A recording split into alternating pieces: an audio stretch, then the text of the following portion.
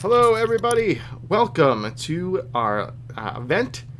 Super excited to have you all here. Thanks, everyone, for showing up. All right, great. Start streaming. All right, ready? And we're going live. Hello, everybody.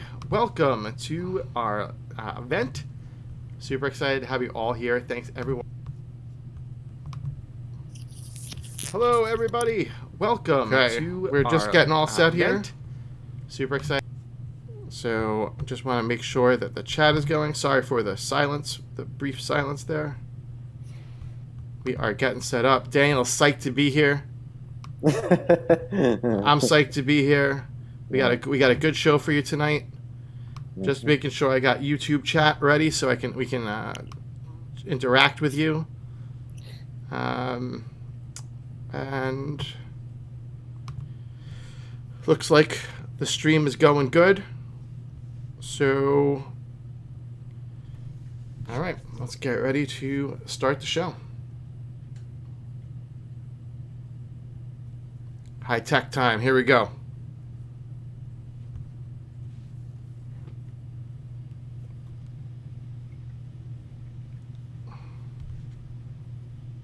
All right.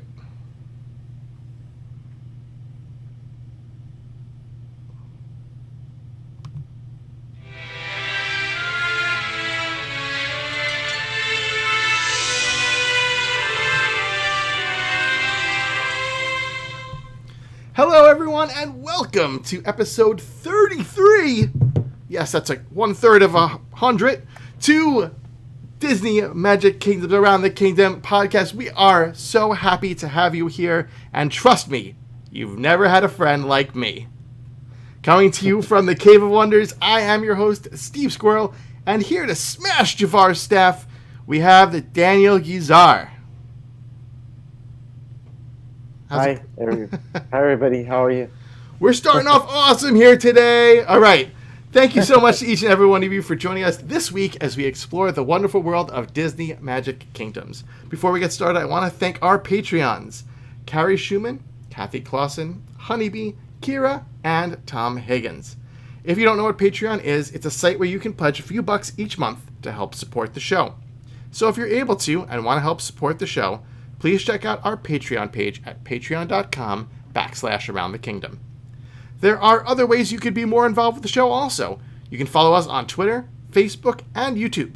We have a very active Facebook group, and it's a great way to stay in touch with me and the community of the show. The links to everything will be in the show notes and can also be found on the show's main Facebook page. The kingdom is always changing, so for reference, the show is being recorded on Tuesday, May 28th, at around 9 p.m. Eastern Daylight Time, and we are live on YouTube for a special YouTube event tonight. All right, intros are out of the way. Time to talk about our week in the kingdom. Daniel, what have you been doing this week in the kingdom? Well, for most part, I've been leveling up my characters, like maybe the ones that are like that don't take too long, or maybe that need to be leveled up, like say Princess and the Frog and my Moana. Those are the two I've been focusing on the most. Sure. Because those are the most recent events, and I've been trying to get them as high as I could. And most of them are like, well, Princess and the Frog is like between 8 and 10. The only max character is Tiana. And then, let's see. And then Moana, I have those characters between 5 or up. And then and then of course I'm focusing on the Tower Challenge. I got all of the tokens for the first set. I ended up with 10,000 something currency. Whoa, nice. Before the chapter ended, and then I got some extra currency afterwards after the little, the little challenge thing. Sure, yeah. You get the Maleficent handstand.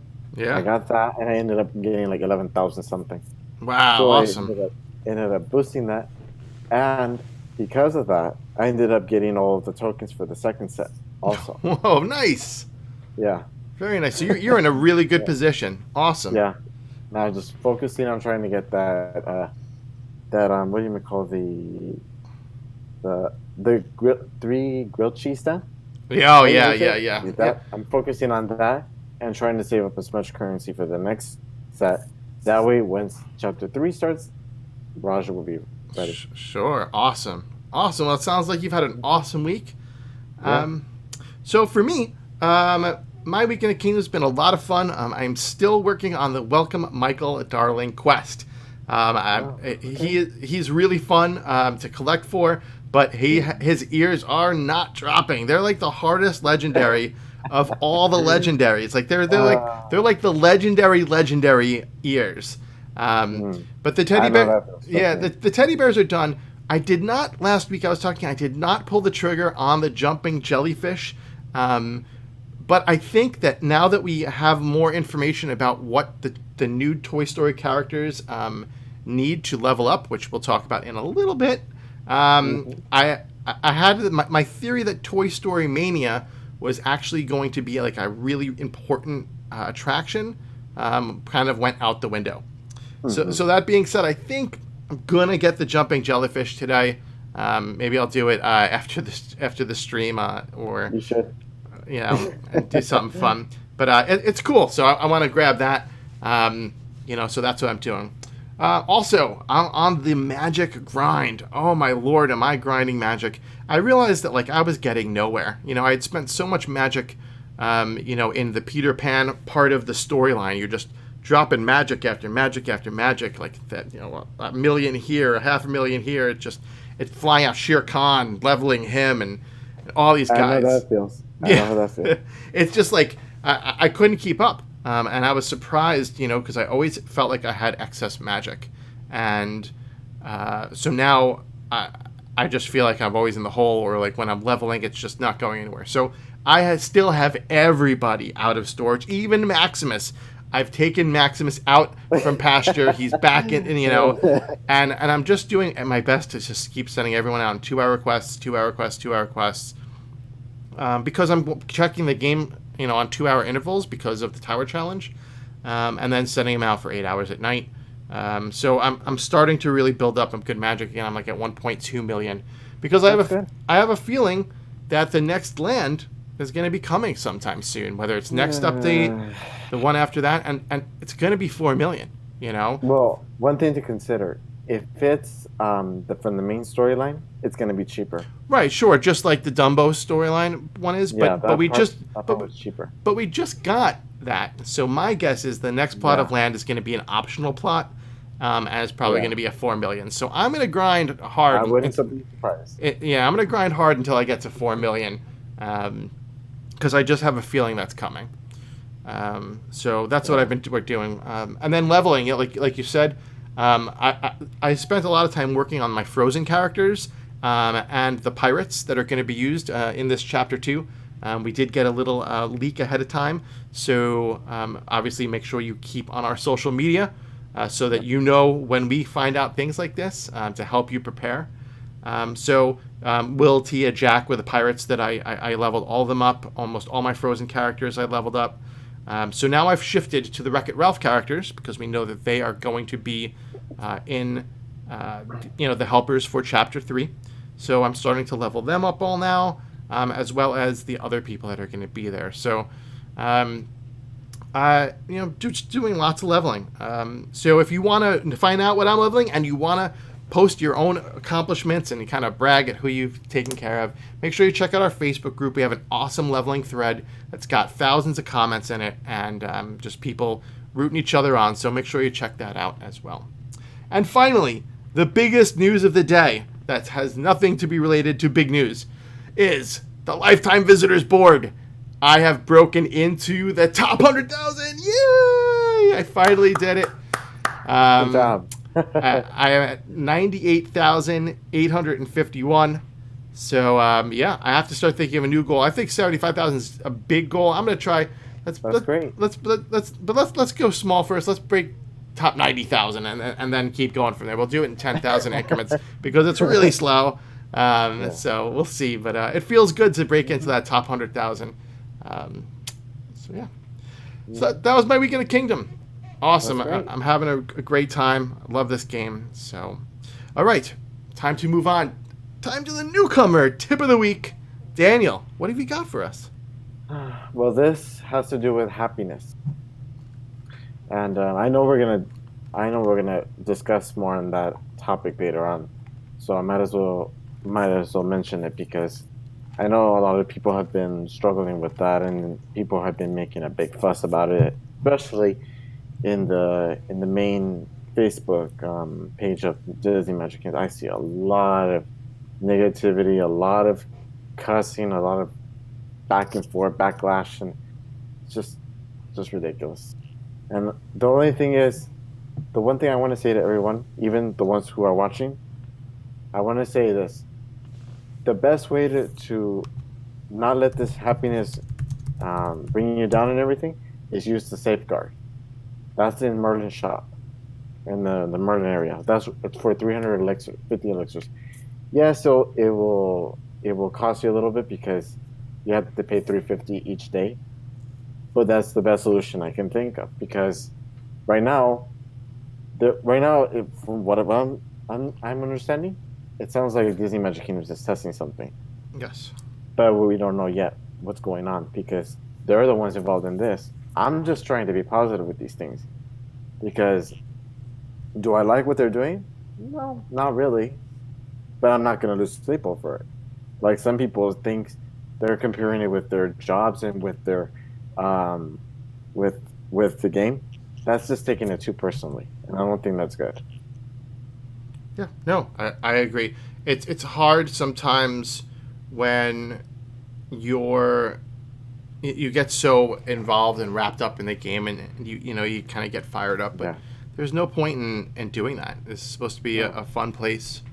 There's also a way to have constructive criticism Hmm.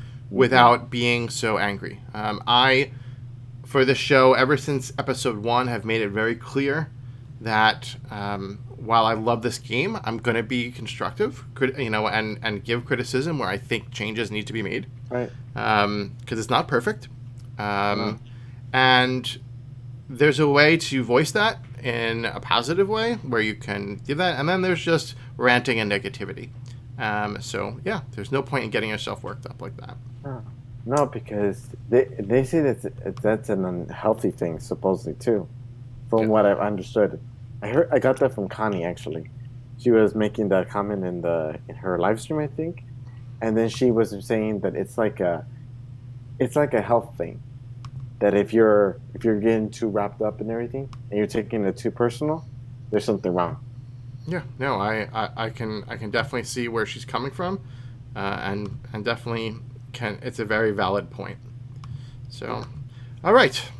Well, thank you, Daniel, Mm-hmm. for that. Now let's kind of take that and step back and go into the fun stuff. Game news. All right. So let's briefly before we talk about the Tower Challenge, which is on everybody's mind and what everyone's in the middle of right now. We did get some more information that I want to talk about briefly. That was leaked by the famous Chinese hackers, and so this is related to the Toy Story 4 content that will be coming out in about 4 weeks. Mm-hmm. So the first thing that we have Ducky. We found out who Ducky, Bunny, and Forky. We found out basically everything about them, the Slinky Dog Dash, as well as Bo Peep's costume. So Forky, or Sporky, whatever you want to call him, I prefer Sporky. He will be the premium character of the set, and he will be 500 gems. Wow. Yeah, that is a lot of gems. There Uh, are a couple of characters in the game right now that are 500 gems. King Louie is 500 gems. Yeah. I think that Jack Sparrow is right around 500. I think maybe even more, possibly. I think Wally too. Wally. So there are characters that are 500. So this isn't groundbreaking. It's not like Mm-mm. they've never had a character at 500 before. But we've gotten like Lady Tremaine, for example, was 300. And other characters have been. So it is on the higher price end, but it's Sporky. So if you love him, there you go. Um, Mm-hmm. so in keeping with the characters, Ducky is going to cost about 300,000 magic to welcome, along with a whole bunch of Toy Story tokens. The Sultan collects for him, so that's someone that you might want to consider getting now, as well as basically a bunch of Toy Story characters. Toy Alien, another kind of hard-to-get character, collects for Ducky. And, of course, Sporky collects as well. So there's lots of different people that collect for him. Bunny is going to be 600,000 magic to welcome, and again, it's kind of the same cast of characters, Toy Story characters, things like that. So no big surprises. The one big thing to note is the Slinky Dog Dash is also a premium item, premium attraction, and it is 300 gems to do. So before we go to talk about Bo Peep, Daniel, what's your opinions on all this stuff that we've learned about Toy Story? What are my thoughts? Well, Forky, I wasn't surprised he was premium. There was no mistake about that. And then the other two, well, you had to earn them the way they were supposed to be. And then Bo Peep's costume, I'm actually surprised with Bo Peep, actually, because that one comes out a couple weeks before Ducky. Have you noticed the countdown? No. Yeah. Bo Peep's costume comes out before Ducky, which is weird. Yeah. And that's right after the Tower Challenge ends. Okay. Interesting. So that means you have a good head start on trying to get Bo Peep's costume before getting to Ducky. Very good. And I do find it interesting too that where they are in terms of storyline, it does make sense where they are, because it takes place somewhere around when Bullseye is welcomed, and that's when you're starting to unlock the Frontierland area. Right. Which makes logical sense, because that's around the time where you're working on Zootopia, and before you get to Jungle Book. Yeah, that does make perfect sense. And when I was thinking about it, I thought about that too, and I realized it's good, and it's not that deep into the game, No. I think it's a fair place to put it, especially for characters of this level where you need this amount of magic and stuff to put them in. You have your other Toy Story characters earlier in the game that you're going to get. You don't want them too early because you're getting other characters. So I think you're like you said, I agree. It's a perfect spot. I know that. And thank you, Alicia, in in YouTube chat for pointing out that Maximus is 500 gems as well. So if you're debating between Forky and Maximus, I will tell you, without even knowing what Forky does, that Forky is a better choice than Maximus. As a matter of fact, if you're debating between anybody and Maximus, get the anybody. But no, I mean, they're definitely good bundle candidates. So most likely I'll be getting the bundle. I wonder, what do you think the bundles will be for Forky and Slinky Dog? Well, it could. I was thinking of this. I don't know. I'm not sure if this could happen, but I hope it does. I hope they bundle the ride with the character. Right. Like they did with Zootopia Racetrack with Flash. Mm-hmm. That was a good deal. And Hook and the Jolly Roger. Yeah, that exactly. Because think about it. Unless they put the other attraction, the Star Adventurer, or is that what it's called? Yeah. Yeah, the Star Adventurer. Unless they put the Star Adventurer bundled with Forky, and then it could be probably because elixirs or a platinum chest. Yeah. So, yep. So it's very debatable right now. But I mean, if it's in both bundles together, I'm definitely getting that. Oh yeah. No, if they did a $14.99 bundle, which is what the other two bundles cost for the character, the attraction, and I think they included something else like gems too, or something like that. Absolutely, I think it's a must buy. Yes, it is. And not to mention, I really want that attraction. I was jealous when I saw those people getting them really early. Yeah, me too. It was my daughter's favorite ride when we went down to Disney, so she's very eagerly anticipating getting it in our park. Now I want to ride it. You should. It's awesome.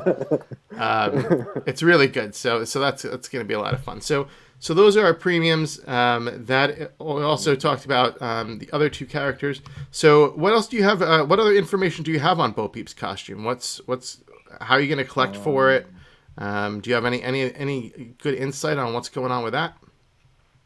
Well, if you notice, people were asking, saying like, because I was like wondering, because people were saying like, why do we have to wait for Ducky for another month or so or something like that?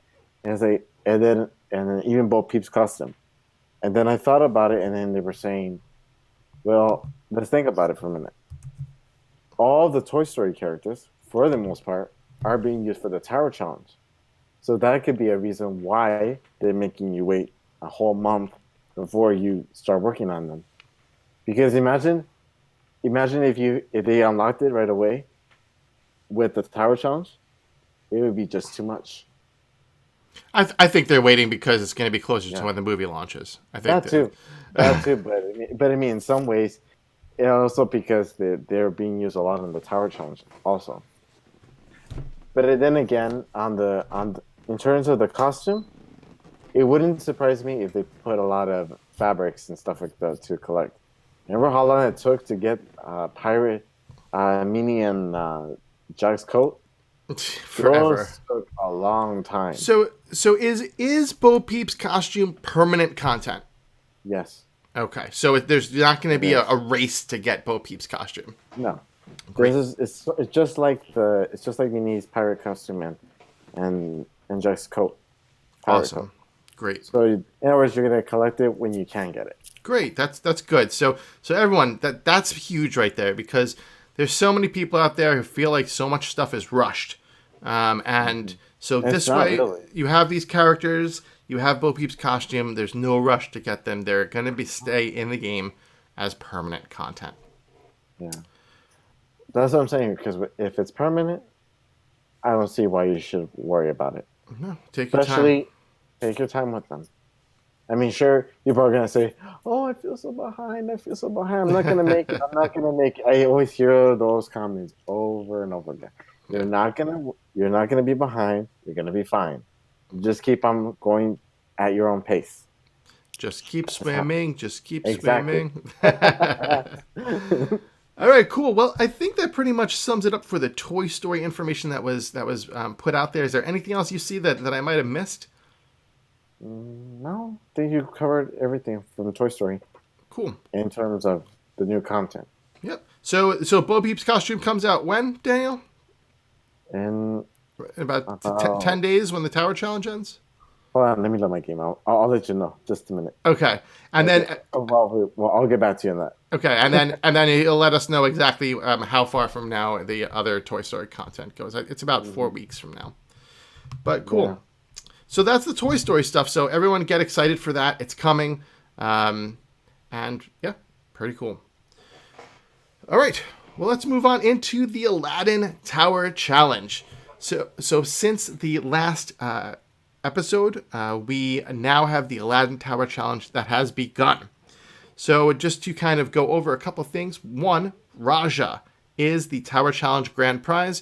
You're working on tokens for Rajah during the Tower Challenge, and that is what you will eventually get if you complete the Tower Challenge. Mm-hmm. At the same time, the Sultan. Sultan is a premium character launched alongside. So this is the first time I believe that they've done launching a premium character alongside of a Tower Challenge. Mm-hmm. So It's pretty cool. So the Sultan was available in a couple of different ways. The Sultan was available for gems. He was 300 gems if you wanted to get him just strictly with gems. There was also a very interesting bundle. The bundle was the Sultan, plus enough tokens to get the Sultan to level 2 immediately. And the thing about that is that you needed to get him to level 2 to start collecting Coco. So this way, you got him and you were able to immediately start collecting Coco. And then You also got 2 Rajah tokens that you need each from Chapter 2 and Chapter 3. So when you think about it in event currency, it's probably about 2,000 event currency that you're getting. Yeah. And that bundle was $9.99. So most people were interesting or thought this was interesting because usually these characters were, $4.99, $7.99, so they felt like it was a little bit more than normal. What did you think about this bundle? Mm-hmm. Oh, before I get to that, Okay. World Peace costume is 9 days and 13 hours. Okay, so right when the Tower Challenge ends. Pretty much, yep. Okay. All right, now referring to the Sultan. The Sultan bundle. What I thought about it? Well, I actually thought it was a great deal, actually. I'm not going to lie. Because, like you said, it gave you some tokens out with it. Not only Raj's tokens, but also his tokens for you to level him up to a level 2. Which was nice, because I actually did like that offer. Which is, we don't usually get that offer. It's rare. Yeah, that was something very different. Yeah, very different.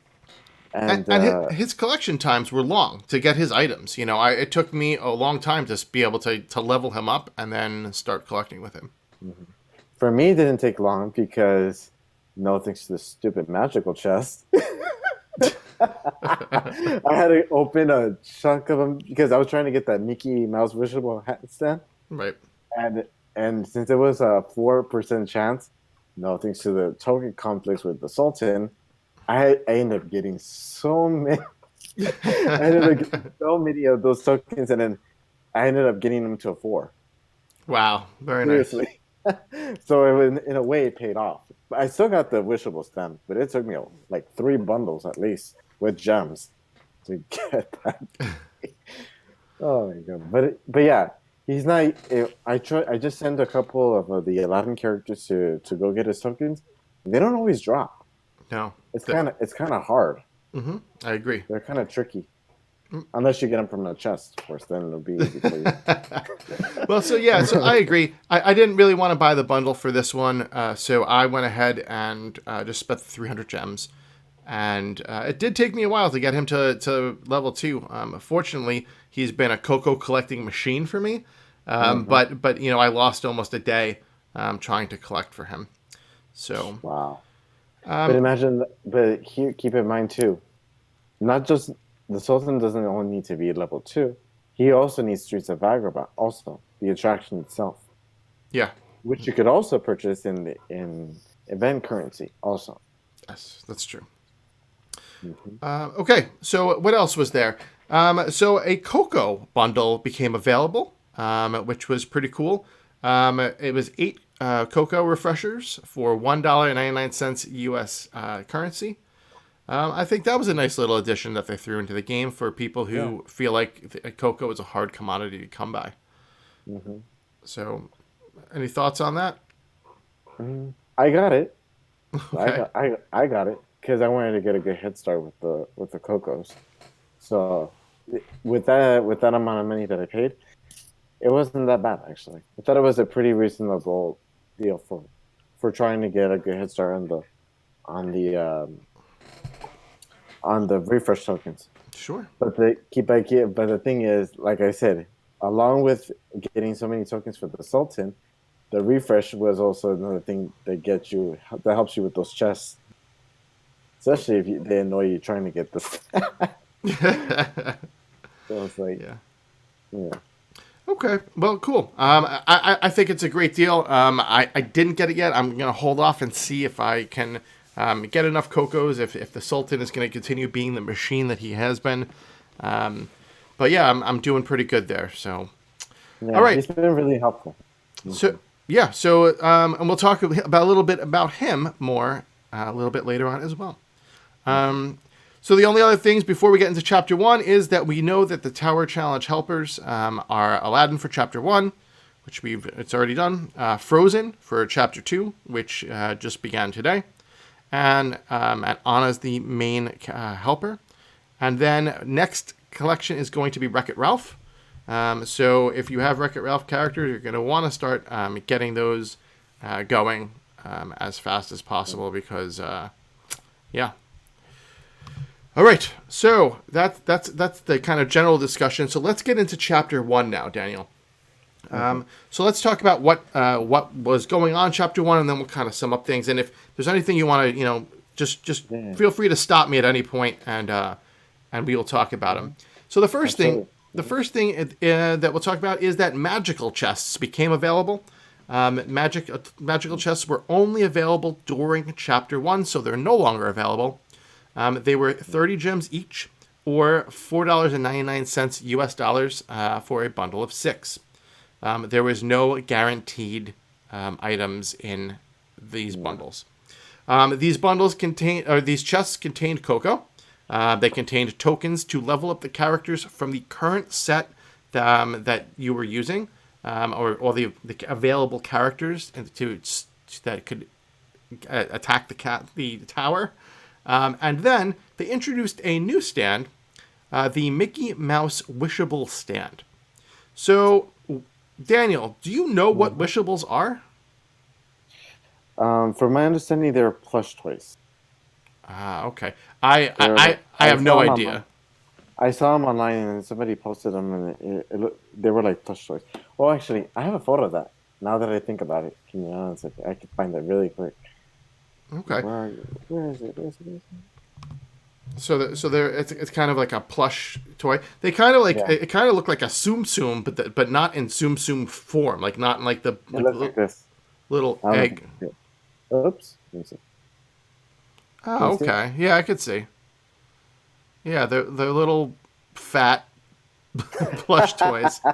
They look like that. Yeah, they look like Tsum Tsums that aren't just like logs, because the Tsum Tsums are just logs, right? So these look like Tsum Tsums that have a body. Okay, so that's what they look like. Mm-hmm. Yeah, they're kind of okay, a little bit of creepy, but but yeah. So the Mickey Mouse Wishable Stand was there. So I heard you say that you eventually wound up getting it.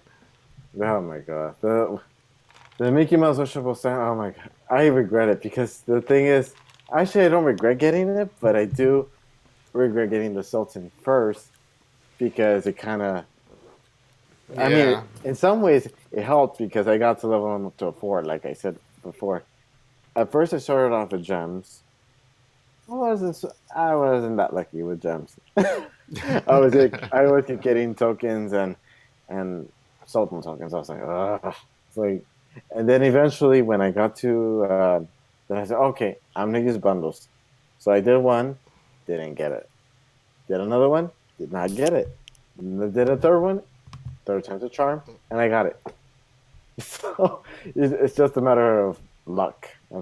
That's all I can say.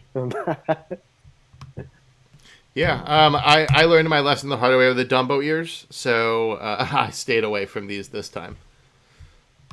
They're not as simple as you think it is. No, I said this last time, and I stand by it. I think that these bundles should be like the other bundles where you get like a guaranteed epic, Yeah. It feels really bad when every chest you open, like the big prize, the big thing you open is like Pixar ball tokens, or snowflakes. Oh, I can imagine that. It's frustrating. So that's why I won't spend my money on these. So I think that Disney that they would make more money if they did that. But it's funny that you mentioned the guaranteed things because. If I'm not mistaken, between somewhere around The Little Mermaid or Ralph, we were always guaranteed an epic drop. Have you noticed in previous events they had that? But then all of a sudden they changed that. I never noticed that. I've always seen it for, the legendary chests. Like they always have the guaranteed legendary epic in those. But I've never saw it in magical chests or anything. But you've been around a lot longer than I have. Yeah, but sometimes they have shown that, but now lately they haven't shown that anymore. Yeah, because I haven't seen that anymore. And that's where I think that's where a lot of people get frustrated with those type of chests because they're like, oh, I got this, I got that, I got potions, I got, all that good stuff. I won't spend another dime on those type of chests. I just not unless they change it to make it guaranteed epic. I feel like a stand, a decorative stand in the game. I think its value, if you want to put a dollar value on it, should be $5. And I feel like if you get a bundle, you should get the stand. I just You should, but like when you think about when you talk about the price of how much like a character costs and how much it costs to get a character set from legendary chests, like a little stand should not be more than $5. And I just think it's an end rant. I'm an end rant there. But okay, let's talk about something else. So the Aladdin chests. Aladdin chests became available. They are available for the entire event. They are available for the usual price of 60 gems each, or $9.99 for a bundle of 6. And they do have a guaranteed legendary or epic item. Then the carpet and Abu stand was available. So you were able to get carpet plus the Abu balloon stand. And that was $3.99. So that was a very good bundle price which is the usual bundle price, but it's a really good price for a character and a stand. And then let's see other things about the event. The Aladdin quests became available. So one thing I always like to point out for tower challenges is that the Aladdin quests, which became available in Chapter 1, are available for the entire event. Okay, so you don't need to do them and have them complete by the end of the chapter. No. They're not going away. So focus on sending your Aladdin out every single time. Focus on sending your other people out. And if you have other characters that can go and do it in between, storming the tower, go for it. But you don't need to. You can just wait until Chapter 2 and then go back and do all your quests for Chapter 1. So I agree. Yeah, so don't force it, especially Chapter 1 and Chapter 2. In Chapter 3, you only have obviously till the end of Chapter 3, so you have to kind of adjust a little bit there, but don't stress Chapter 1 in Chapter 1 and Chapter 2 and Chapter 2. And you shouldn't stress the Chapter 1 because that's the easiest chapter. Yeah. At least to me it is. Well, I mean stress getting the quests done in time. No. There's no timer on them until the end of the event. And to add also, they added that there's one quest that's a Rajah quest. But the thing is, people were saying, I was like, so why did they put the Rajah quest in there? And then they said, well, you don't have to worry about it until you get Rajah. So it's not going to affect you. It's just side quests. So you can do those at any time. And then Rajah, if you don't get Rajah, it is what it is. You don't have to worry about doing the quests if you don't have them. But it's not going to affect you from finishing the tower challenge itself. Yeah, exactly. All right. So Hannah Hannah Taylor says she's still missing Iago. I hope you get him soon. And Dylan's dad needs Jafar. So good luck. I hope you guys crack a legendary chest and grab him. I hate legendary chests. So I hate them. Seriously, with a passion, I hate those chests. You want to know why? Why? You want to know why I hate those? Because you're not quickly. guaranteed it. You're not guaranteed those, especially when they say, "Oh, you're guaranteed an epic or legendary," and they give you a concession stand. Yes. Well, at least you get the concession stand. Yes. But okay, so let's move on. So other things that during Chapter 1, there was the lunchbox tart stand. There were 3 stands that were introduced during the live stream. This was one of them. This is from Toy Story Land. And this is the reward for completing Chapter 1, which I know that you did, Daniel. What do you like this stand? What do you think of it? Reminds me of a Pop-Tart. Yeah, that's exactly what it's supposed to look like. Reminds me of Pop-Tart. Yep. They say you can find those at Walt Disney World in the Toy Story Land. Yep, that's exactly where you find them. I was just there, and that's where we saw them. So Same with the grilled 3-cheese stand. I had a grilled 3-cheese sandwich, and it was awesome. Awesome. It was good? Yeah. It was good? It was really good. All right. But okay, so that was introduced. So if you completed Chapter 1, you did get the lunchbox tart stand added, and I added that to my kingdom right away, threw it right in the front, and lots of kids are having Pop-Tarts. So something else that I'm excited to talk about is that they introduced a new feature into the game when on your character, so on Rajah's collection screen, there is now a mystery reward where you can watch an ad for to a mystery reward, which in this case is always a cocoa. But that's great. So every night at banker hours, when it changes over, you can get one refresher cocoa every day. That's 15 over the course of the entire event, and that's free stuff. That's not bad, actually. I love that addition. Actually, that was a surprise, actually, because I don't think anybody expected that. No, not at all.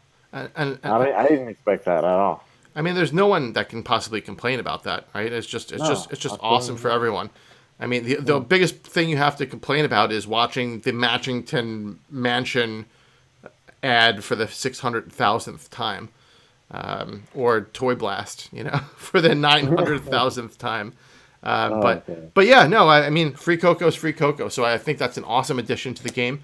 Really excited. No complaints there. Yeah, really excited, and I think everyone was very happy with that. So just to go over real quick, so in Chapter 1, you had the Mickey and Friends characters, you had some Cinderella characters, and Monsters, Inc. characters. There was one premium in each of those, so, Pluto, Lady Tremaine, and Boo were all premium gem characters, so they usually always throw one in the collection, but they were there. Then there was the Aladdin cast, and it was all of them, and then Aladdin was the main guy. And you could also purchase Aladdin for 1750 event currency from the, if you didn't have him already. And you could purchase, what was that? Is that the Streets of... the Streets of Agrabah. Agrabah. So that was 500 event currency. So those are available to purchase. So let's talk about Chapter 1. What were your thoughts on the chapter as a whole? What do you think about the difficulty level, the pacing? Tell me what you think. For this chapter, I thought it was a reasonable pace. I don't think it was rushed. I don't think it was stressful at all. If you were on it consistent, you'll do well on this one, because it was. And I mean, for sure, if those who don't have the Aladdin characters, it might be a little difficult for certain ones, because especially the newbie people. But that's the thing. That's the beauty about tower challenges, though. If you can't get Rajah, if you can't get the main, the main ones, you always have that shot of trying to get the other stuff that you haven't gotten from previous events. And that's what we always keep telling people. Always say, just don't worry about the main prize. Focus on what you don't have. That way, once you have those things, and there's another tower challenge coming, you already have those ready and all set to have them all high leveled up. Whereas veterans players like me and myself, or other players that have everything, it makes it easier for us, because it's not that difficult for us to get these things. The refresh are a little difficult at times, because they don't always drop. But I mean, that's how they are, the refresh token. And then, like I said, if you open chests and everything, you get a chunk of refresh tokens one after one. And it's like, so yeah, it wasn't that bad. It was, compared to other events, tower challenges, I think this was the easiest in my opinion. That's just me though. Yeah. So I agree with a lot that you said. As far as the difficulty level, I feel that this is going very quickly. I feel like the cast of characters they chose are ones that I had at a very good level. So I felt very confident going into this chapter. I wound up with probably 10, 11,000. I think it was 11,100 after all was said and done at the end of the chapter. So I was really in a good spot. Good. I feel like the stand was easy to get, but yeah. So for me as an experienced player, I'm feeling like it's going along well. We have a guy in our group. His name is Austin, and Austin is taking the approach that I had to take during my first tower challenge also. And it was that he's excited that he's going to get the opportunity to purchase some characters and some attractions that he doesn't have. He doesn't have any of these characters, and he's just super stoked that he's going to get Aladdin in his kingdom. He's going to get the Streets of Agrabah. He's going to get Anna. He's going to get Ralph. And he's super psyched. And that's what, like you said, that's something that needs to be stressed more, is that if you just can't, if you're not going to be able to complete the tower challenge, enjoy it and don't stress. Exactly. Worry about doing your storyline, get some characters leveled, and do the tower challenge enough so that you can purchase the premium characters that are part of the tower challenge, and just get some new guys in your kingdom. Yeah. So, one thing I want to add also, with tower challenges happening quite often, in some ways this is a way to help you to level up your characters anyways, because you're gonna need to level them up regardless. Especially if it'll make you focus more on your main storyline, as opposed to the events where you can focus on the main storyline. Well, certain people can't, but I mean, you can still focus on the main storyline if you can handle doing all of the event and main storyline. But I mean, certain people don't think it's too much for them, and they're like, okay, I'm gonna focus on the event first, and that's totally fine. Yep. There's nothing wrong with focusing on the event first, and then worry about the storyline, because storyline's not going to go anywhere. It's going to stay where it's at. Couldn't agree more. Awesome. All right, so that's chapter 1. Anything else on chapter 1 before we move on? No. Cool. All right.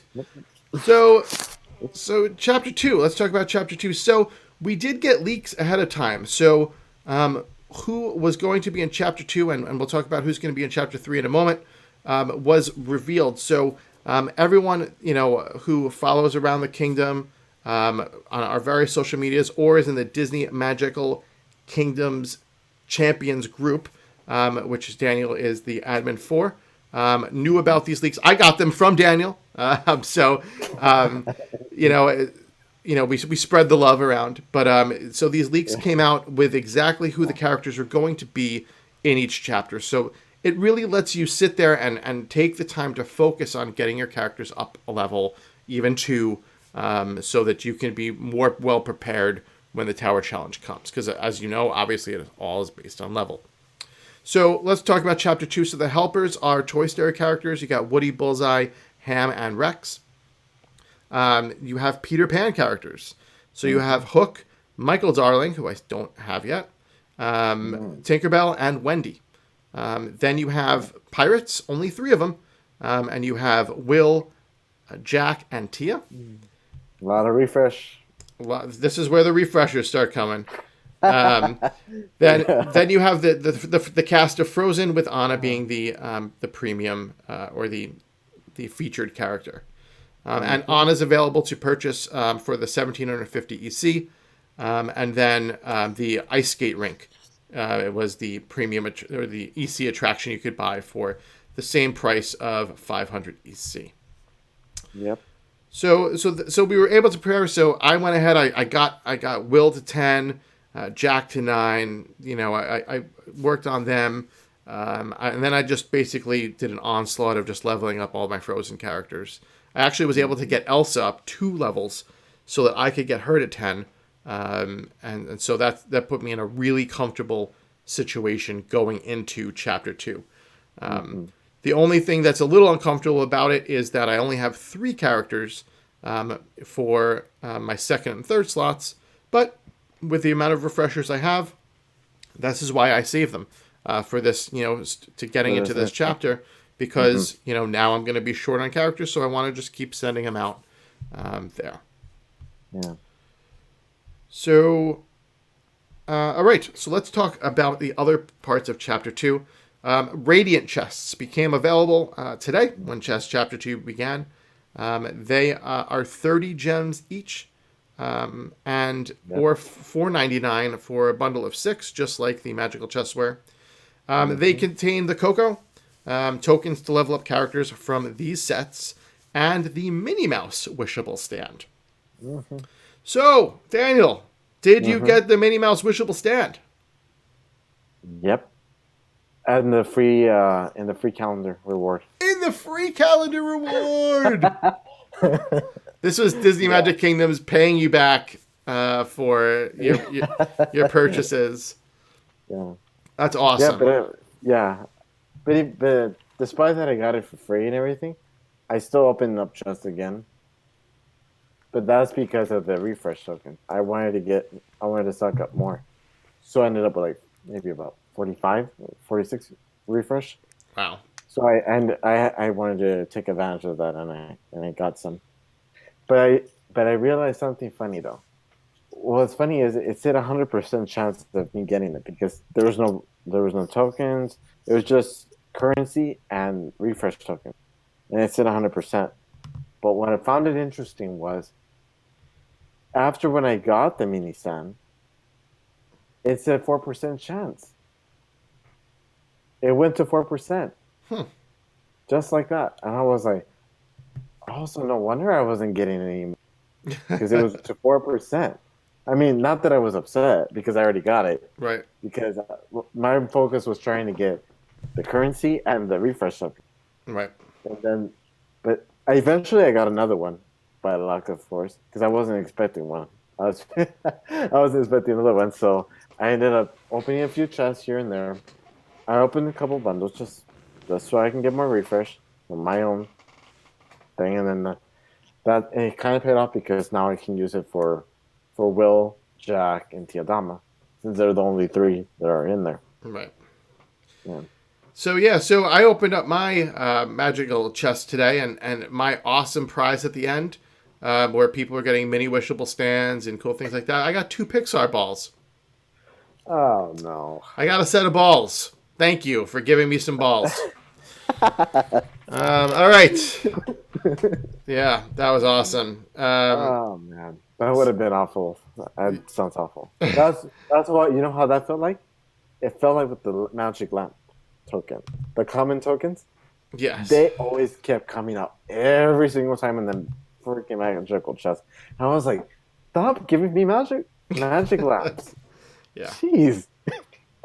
So, all right. So, at the beginning of this event at Rope Drop, frozen chests became available as well. They will be available for the remainder of the event, and they are 60 gems each, or $9.99 for a bundle of 6. So, usual legendary chest stuff.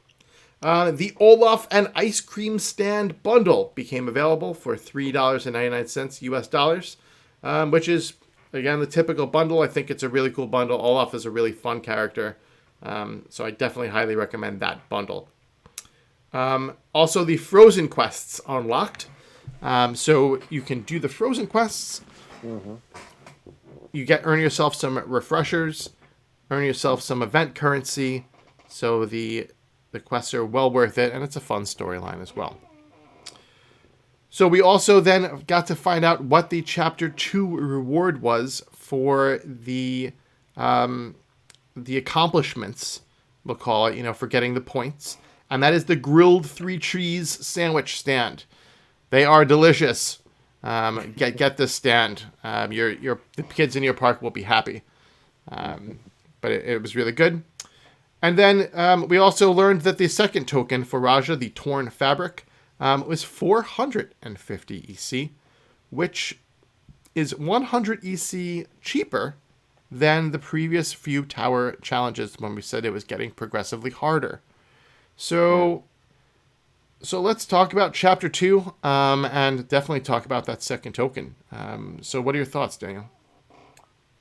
Well, with the second token costing 450, I was shocked because honestly, I didn't expect it to be that low.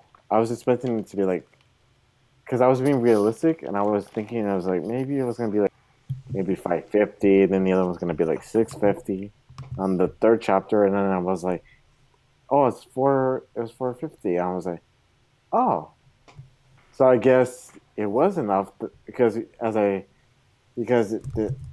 with that amount, it gave me practically all of the tokens that I needed. the 25, which I ended up getting because that was like I was like, ooh, now I got a good head start.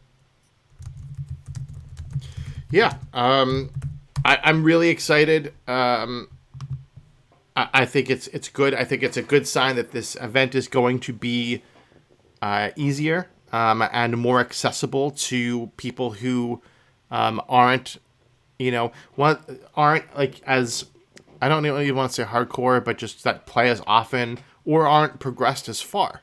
One of my things, as you can listen through my life in the podcast here, is that there was a point where you get stuck in the middle, right? Where you're not Right. you're not good enough.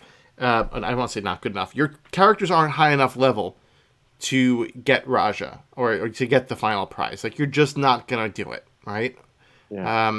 I mean, you could work really hard and bust your chops and maybe try to pull it off, but your characters just aren't high enough level, and you've already gotten those characters already, so you don't need those characters. So it's kind of like you're stuck in the middle of a tower challenge with not much to accomplish in either way of being a new player or an experienced player. So I think that part of that was when they were continually increasing token costs, and I think that taking it a step is a goodwill gesture, and I think it's a good change. Yeah. Yeah, I agree that they did this for people to make it more accessible for others that do struggle and they say they're not going to make it, and et cetera, et cetera. But I mean, even if they did that, people are still going to complain about it and say, "Oh, how did you get this so quickly?" And there's always going to be let down those people that always like to think so negative. But Yeah. we always tell them just think positive. That's all you could do. So what else? And What else about chapter two? So far you just we've only been in it for less than 12 hours. But any thoughts on the characters or any surprises? Anything? What else in chapter two do you got for us? well, chapter two, I'm not surprised who the characters are, especially Peter Pan. Yeah. Especially Peter Pan, because I know quite a bit. Because when the leaks were revealed, people were like saying, "Well, shit, I can't get this. I'm not gonna do well because I don't have Peter Pan." That's logical that you don't. If you're not to that point, logically you're not gonna do so well with that collection. But I mean, should you give up? I wouldn't. I would do as much as I could and give as many refresh tokens Yeah. as possible, especially if these are the more later on characters. You know And what? then third chapter is that's where it gets the tricky part with the mix in, but we'll get to that in a minute. Yeah. So yeah. So here we go. Again, it's just single character, single storylines here. So if you're not good in Peter Pan, that's gonna be a big hole for you going into the Yeah. chapter. Even Tia is more of a late game character. Jack Sparrow's a premium character. Hmm. So if you're kind of early on, at this point, you might only have Will from there, and maybe only Tinkerbell. If you're not that far, because Hook and Yeah. Michael and Wendy are late game characters. Yeah, they're So, very later on characters. so even Bullseye's a little bit later on. So this chapter is where it really picks up and gets a little Yeah, bit that's where more it difficult. gets a little more challenging. Yeah. But the So thing is, this is not the first time they've done this. Look what they did in the last Tower Challenge. They brought the Ringmaster in. yes, I they was like, did. what the hell? So And I was I'm like, okay, he just came out, and you're putting him as the person to do the thing. I was like, fun fact, I did not use him because I was making him go for Timothy and Dumbledore. Timothy and Dumbledore. That's what you're doing. You're not gonna do this. Same with yeah, Tiadama. yeah, Tiadama was like, heck no. So I just sent whoever was there who wasn't doing anything. I was like, I forgot who the other character was who was helping on that group, but I was sending him consistently back and forth with the refresh tokens. So that's what I was just doing. Mm-mm. So the interesting thing when you look at it is actually in chapter 2, the most late game character, like the character that the farthest point in the game, is actually Michael Darling. Oh yes. And so he's in chapter 2. He's not even in the third chapter, which is very interesting that they put him in this location. So they're starting to mix things around. If you've noticed, they're mixing things around because they want to see. I think they're experimenting something because I'm trying to see where they're going with all this stuff because I'm curious to know if they're trying to make people happy or make people upset because it looks like they're making people upset from what my understanding because they're like, oh, I don't have these characters. Why did they choose these people? And I'm like, we get it, but I mean, what can you do? That's what they chose. Yep. So all right, so that's what we have for chapter 2. So that's really it. That's all I have. I'm looking forward to getting the 3 cheese sandwich, and just kind of powering through this chapter as hard as possible. I'm going to be doing lots of refreshing and really kind of busting my chops for this. So, that's all I have for 2. Anything else you have on 2? No. Okay. So we have the leaks. Now, the interesting thing about chapter 3 that we found out is that there are a couple of those dual class. I keep calling them class, but dual. You can call it Nixon. Yeah, duo storyline slots. And it's interesting when they introduced it, because they had like triple slots and quad slots, and like they were going like crazy with all of them. So I think maybe they decided like duo was just the best way to go, at least for now. But you have the first slot you have is Mickey and Friends and Wall-E. So Wall-E and Eve make their return, as they do in every single tower challenge. Get them to 10. Just get them to 10. They're always there. And it's weird that they usually are in chapter 2. No, Wall-E and Eve are always chapter 3. Are they? Yeah, always. And they were by themselves usually. It was just the two of them in one slot. Oh yeah. Now I remember. Yeah. So, but here you are. Bad. So at least you have other choices now. You have Goofy and and Pete. So then the second slot now you have Toy Story and Jungle Book. So you have Toy Story and Jungle Book characters there. Third slot, only 3 characters. You have Flora and Merryweather, and with Flynn Rider from Rapunzel. And then you have the Wreck-It Ralph characters. Again, that's not an easy. That's a tall order there. With Wall-E. That puts a lot of pressure. King Louie and Merryweather all being premium. It's not an easy load, and it's chapter 3. See, but I don't feel like looking at this cast of characters. I don't feel like chapter 3 is any harder than chapter 2.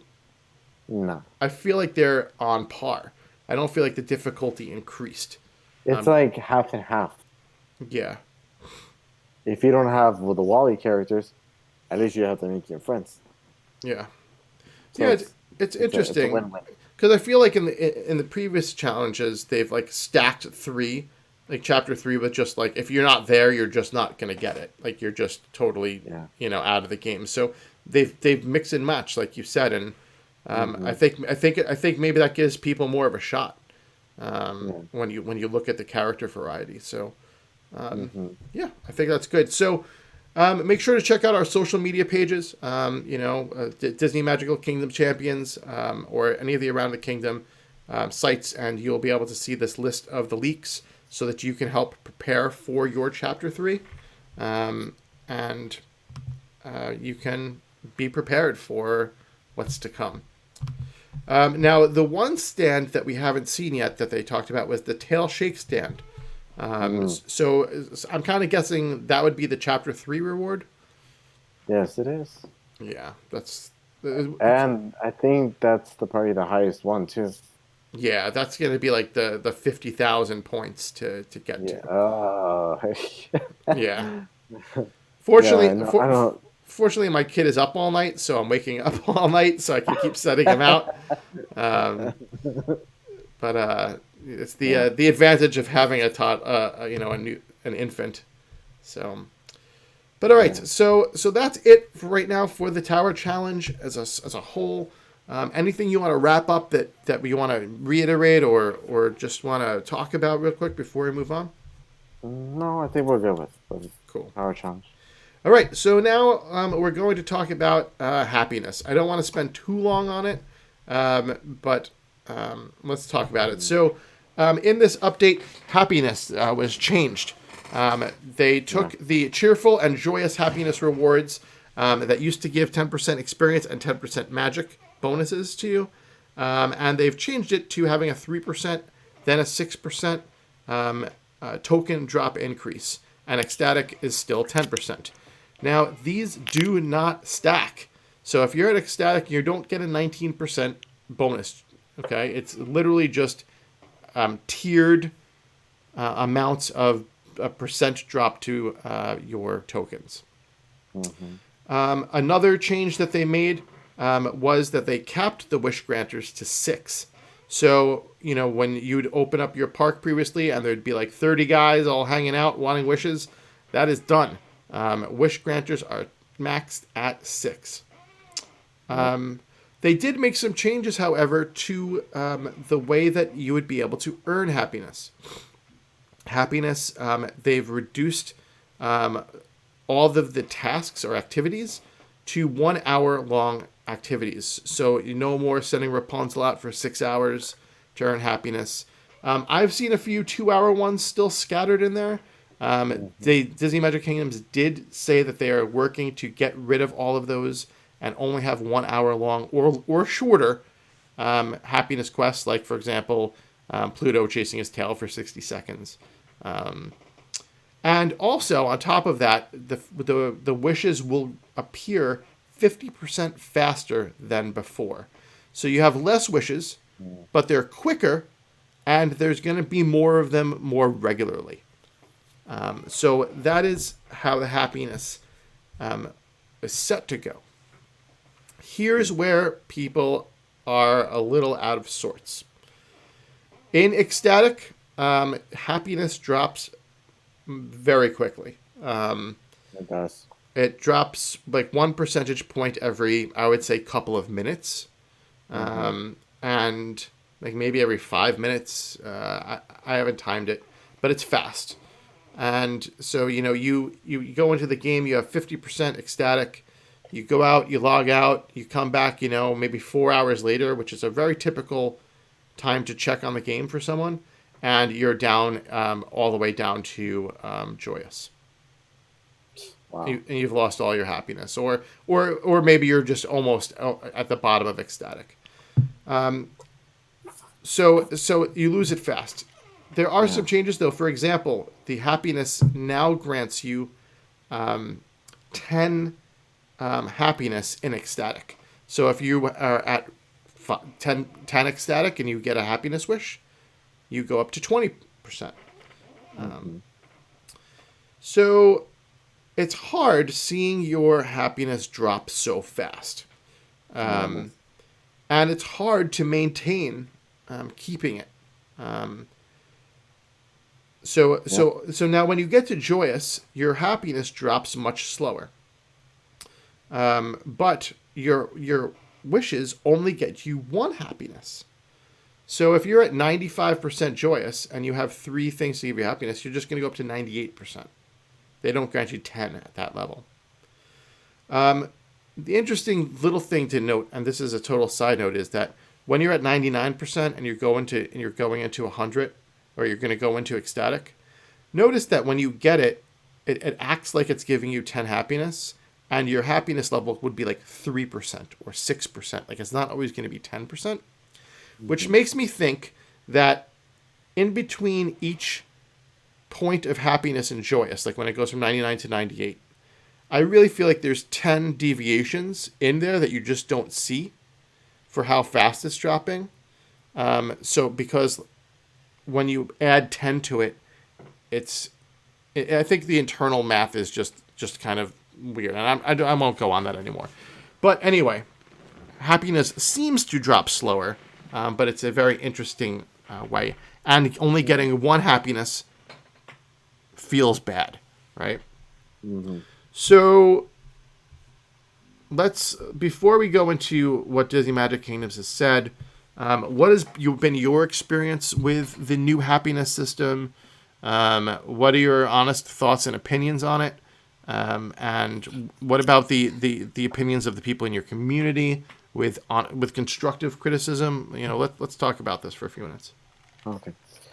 So, my initial thoughts were, it's just that I didn't.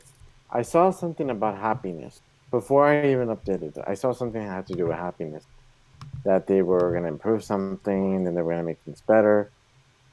But when I updated it and then I did it at one point, I think I was at work at that time, and I made my little bathroom breaks at times. I made my little bathroom breaks just to try to get into my game. So I had it at 99% at the time, ecstatic. But then I realized it went down to 26%. Oh no, I lied. 56% ecstatic. Which normally when I did 2 hours, every 2 hours, it would always go down to 92%. But it went down to 56 and 52 or 56%, and I was like, "Whoa, what happened?" I was shocked at first because I was like, "What's going on?" So you know what I did? So to avoid that, I just used my safeguard because I didn't want it to drop like that like crazy, and that's when I found out in the Facebook thread, the Champions group, the main Facebook page of Disney Magic Kingdoms, and even Connie's group. That's when I was starting to notice people were whining their drops, that it was dropping like crazy. They thought it was a glitch. People were thinking it was some glitch or something. I thought it was a glitch. So, yeah, we all thought it was. But then at some point, DMK post. I think it was a day or two later that they posted and saying that it was not a glitch. It was something that they were working on. And then I was like, I mean, am I happy about it? Not really, because I don't like this idea what they're doing. Supposedly to improve the game, but I'm not seeing it. I'm just not. Me personally, I'm not seeing it. Of course, I'm not gonna get bent out of shape for it. I'm gonna go what the game is going with. But the thing is, I'm not going to. Like I said, I'm not gonna get bent out of shape out of it because it'll just make my life more miserable than what it is. Just seriously, it just makes you more miserable if you overthink More it. miserable than what it is. I'm sorry that you have a miserable life. I'm serious. It's like, I mean, people just get bent out of shape for no reason. Yeah. We get your frustration, but there's no point of Sure. okay. But I mean, I get you're frustrated. Okay. But if you want to throw all that frustration, throw it at their page. Don't throw it at the community. People, stop being all pissed off in Daniel's group. That's what he's saying. Stop it. Even Connie's group. All right. But no, I hear you. I thought it was a glitch at first. Yeah. And, listen, I'm in the game at least for, I'm in the game for like every 2 hours. If in the middle of the night because of my child situation, every 4 hours, and I'm focusing on doing quests, and I can barely keep ecstatic up. It's very, very difficult. I have to strategize, and it's a lot to think about while you're in the middle of a tower challenge when you're doing stuff. Now I get it. Happiness was completely irrelevant to anyone who played regularly prior to this. You just always were ecstatic. You were always 95, 90, 80% ecstatic. You didn't have to worry about it. It wasn't a thing you ever had to think about. But now you have to. So I like that. I like the fact that they're making happiness something that is more relevant to the game and something that you need to put a little bit of strategy in, right? Mm-hmm. But I think that it needs to be tweaked. Like, I don't think that they did the proper amount of tweaking. I think that they can just make it drop a little bit less fast, like a little slower. There's tweaking that needs to be done. This makes me wonder a little bit on the because you know how we had these happiness mini events, the mini tappers, right? You remember how we had those? I think one of the main problems with that was because people were saying, "Well, how did this person get so many? They're cheating." Or I think that could be one of the main reasons Oh, why they limited to six. oh, I completely agree. I mean, I did the same thing. I waited a day and a half. Had all my guys happy, and I had like 28, 30. And then I got into a Yeah. leaderboard with people with 2 and 3, and I won the leaderboard. I mean, it was a definite strategy. So I think capping it at 6 is a smart thing. Maybe 10, whatever, 6, 10, that's fine. I have no problem with the cap.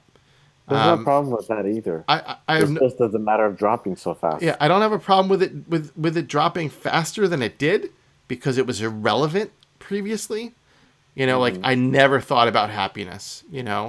But like right now, like I couldn't imagine starting in joyous and having to power through that. Like, how would you ever get through that? Like, I can't imagine a newer player. Oh my god. Like it would just I be don't like even have. slamming your head against a wall. So Oh I my think it god. needs to be tweaked. I will say this, and Disney Magic Games posted this, so this isn't like anything I shouldn't be discussing.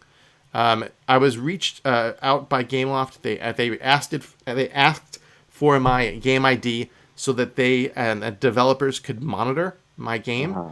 and Right. see how happiness was being affected in my game specifically, as well as a bunch of other people like as testers. So Uh-huh. I have not used elixirs for safeguarding or anything like that. But I will. The point is that they are actively looking at this. This isn't something that they're just brushing aside. Hmm. And if they need to make tweaks, they will.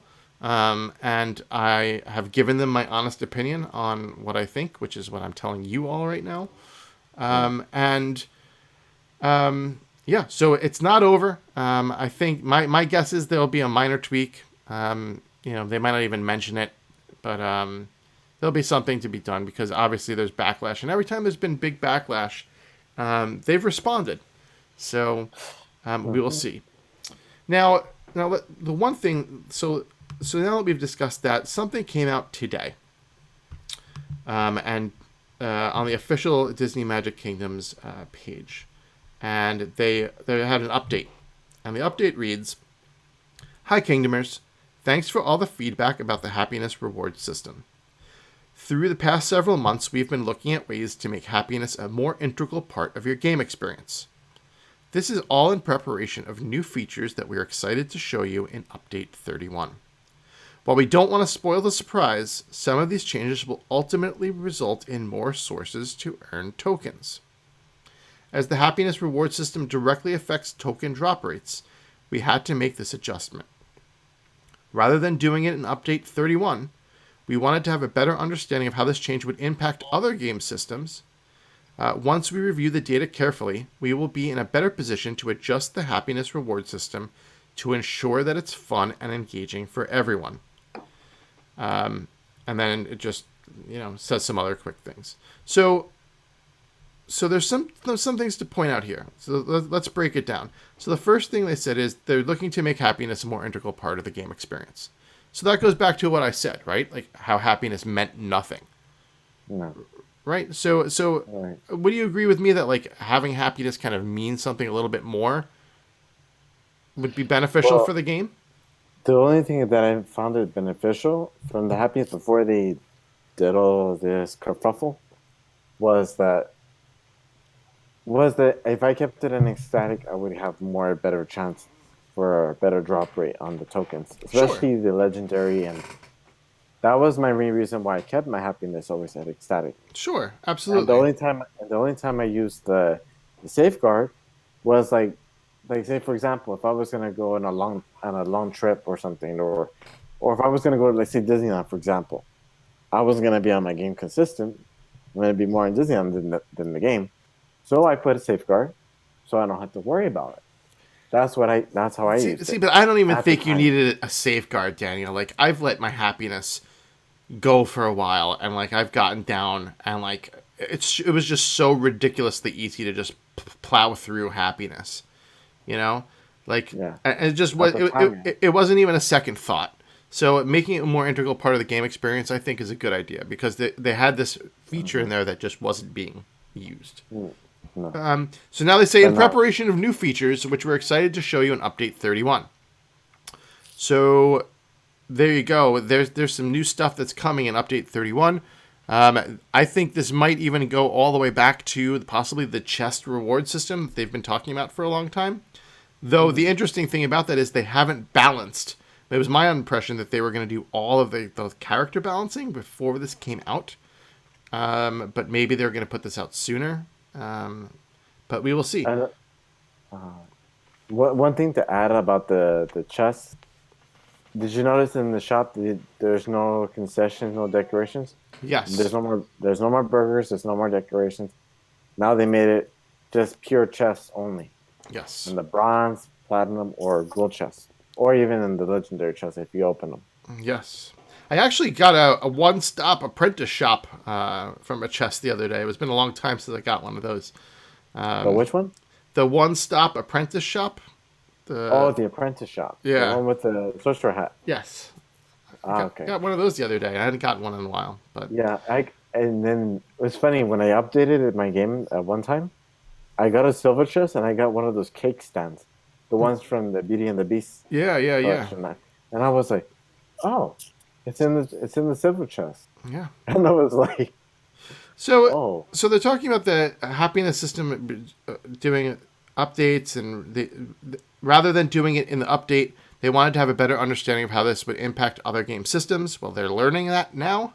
They're reviewing the data carefully, and they'd be in a better position to adjust the happiness reward system to ensure that it's fun and engaging for everyone. So again, I think that they're looking at my data, the other people that they've asked for his data, and I think that they're going to tweak it. That's my honest opinion. This is nothing from GameLoft. This is just my opinion. I think that there'll be some tweak, and we'll make it a little bit easier to play. And something that you don't have to stress about. They don't want you to stress about things, especially happiness. So.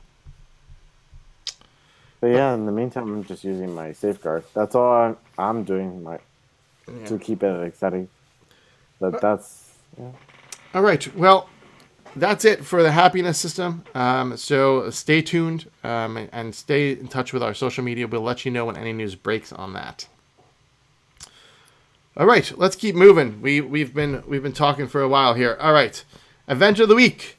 There is no event of the week during tower challenges. The events are by accumulating points and sending characters out to challenge the tower. So the Maleficent stand would be for the top 50 players with points. You'd get 2 Cocoa and 1,000 EC. And then you'd get 2 Cocoa all the way down to rank 1,500 with less EC progressively, and then just EC for ranks below that. So you said you got the stand this time, right? The Maleficent stand? Yep. Yeah. I ranked up at number 1. I didn't even try. Number 1. That's impressive. I didn't even try. So I think you know what happened? Because I started off kind of slow at first, because everybody I think was jamming it to try to get as many of the points, I think. But I think when people get to the milestone, I think people stop. And I think what happened was I think I managed to catch up a little, and that's when I went ahead of them. Oh, awesome! That's fantastic. I did the stand trifecta last tower event, so I'm not going too crazy this time. But yeah, so good. So the interesting thing now in Chapter 2 is that it's the same rewards. Now, normally in every tower challenge that I've played so far, in Chapter 2, they make the stand only available for rank 1 through 10. But they've kept it the same, and you can now get the stand for rank 1 through 50. So this is really good news for people who are trying to get the stand.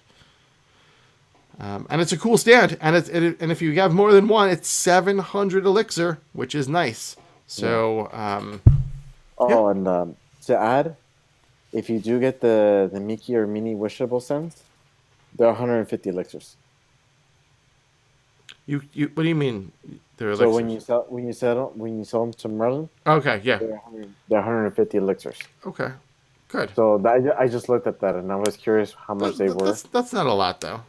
That's not. It's not a but lot. I mean, that being said, I've noticed that they haven't you also noticed in the elixirs also that they went to like maybe 50 or 20 instead of now two? Yeah, Remember how you could always get two elixirs for one concession, which is absolutely ridiculous. yeah, yeah. We The talked about that bench, about last show. Yeah, they did make those adjustments. So, yeah. but okay, cool. Hmm. All right, let's keep moving. All right, time for the Disney dad joke of the week. All right, I know you're all ready. I gotta pull up the YouTube chat to just see everyone give me groaning faces. I want to see this. Okay, here we go. What did Snow White say when her photos weren't ready yet? I have no idea. Someday my prince will come. What Prince? Prince. Yeah, As in like printing paper? you're welcome. Okay, moving along. All right, next segment. Is it worth it? This is a segment where we talk about premium characters and attractions. This week, we're going to talk about the Sultan. Since he has a limited time content, I want to talk about him because you can only get him now. So let's talk about him and see if is he worth it. So the Sultan, 300 gems or $9.99 for a bundle to get him to level 2 and Rajah tokens, like we mentioned before. He collects Cocos for this event every 2 hours, and he collects them like a madman. He is on fire. Outside of this, he, as far as the last I checked, and we don't have all the statistics for him, he collects for Aladdin, Jasmine, and Abu's ears. So he, will be useful for the Aladdin collection after the event is over as well. Mm-hmm. And he's only available for a limited time. So, you might have to get him from a legendary chest moving forward. Oh, So, exactly. So, what do you think, Daniel? Is it worth it? absolutely. It's actually worth it. And especially this is the best time to get him because after that, where is he gonna go? The the annoying legendary chest. Yeah. And you do not want to take a shot at those chests, especially when they're giving it for you easy. Whether you spend it for 300 gems or the bundle. Yep. The bundle to me is much more worth it because you get some tokens for Rajah, and you get some tokens for him to level him up to a 2. So it's a win-win. Yeah. Absolutely. I think he's worth it. He definitely gets my stamp. He's 200 gems cheaper than Maximus. So if you're saving up for Maximus, you're like, I'm so close to Maximus. Get the Sultan. You'll thank me later. Yeah. So yes, it's worth it. It's funny that you mentioned it because somebody was asking me in the champions group, I think, and they were saying, "Oh, I have the Sultan bundle, the Lady Tremaine bundle, and the King Louis bundle. Which one's worth it?" And then I responded to them and I said, "Well, all three are worth it, but if you were to choose just one, go for the limited time one, and that would be the Sultan, Yep. and worry about those later." I completely agree. And from the chat, thank you, Ryan. Who is it? Ryan Ellis. Thank you. Pointing out, we mentioned earlier in the show, and I totally missed it. But yes, he collects for Ducky also. So when you're trying to collect for Ducky when he comes out in a couple of weeks, he also collects for Ducky, which is going to be big. And Rajah too. And Rajah? There you go. So he collects for a lot of people, so he is worth it. He definitely both gets. Both are going to be definitely useful. Yeah, so he definitely gets the stamp of approval. Yep. All right, moving on because we're getting low on time here, so let's keep it going. Mm-hmm. Feature report. Feature report. Feature report. Feature report is a segment where we talk about ideas or features we'd like to see implemented in the game. Okay, first one is from me, because I get to make feature reports too. I was working on Elsa. I was trying to collect all her stuff because I really wanted to get her to 10. And I did not see, because I was so busy, that Minnie could collect for her if she was in her holiday costume.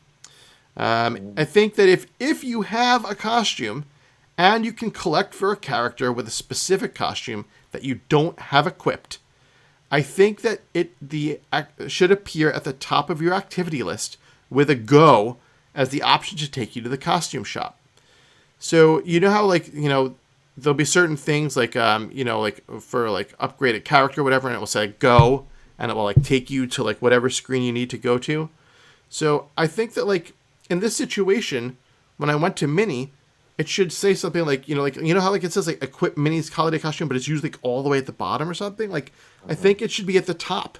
It should say, you know, it should show, you know, Elsa, of the task that you'd get for Elsa's ears or her crown or whatever.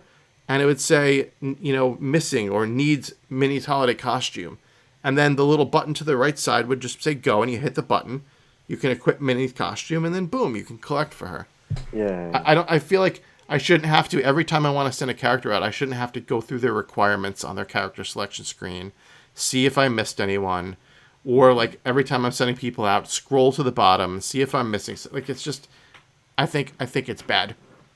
And I think that option should really be improved. I think I agree with that, because I think if they don't have a certain costume, they should let you know that there are. Although at times when you do level, when you know how you go to the character selection, and then you click on the selected token, it will show you the list of characters what they need, and then it will tell you you have to put this character in this costume, etc., etc. Right. But I do agree also that you're saying that they should put it on the top tier. That way you'll be aware that they can collect that token for one character. Right. When I'm going and I'm leveling characters, I'm going in, I'm clicking the green, you know, I see the green arrow, I click it, I level up the character, and then I know who I want to level up next. I click on them and I hit level up. I feel like it's just, like, I don't want to sit there and every single time I'm going to level a character up, like, look at the character requirements and see if I'm missing someone. Maybe that's just me being lazy. Maybe I need to start doing that. Maybe I need to, every time that I want to level a character up, I should look. Maybe maybe I'm playing the game wrong and I should be doing that. So you can yell at Game Loft. You can go ahead and yell at me for being lazy. But I think that this would be a good idea. All right. From Teal.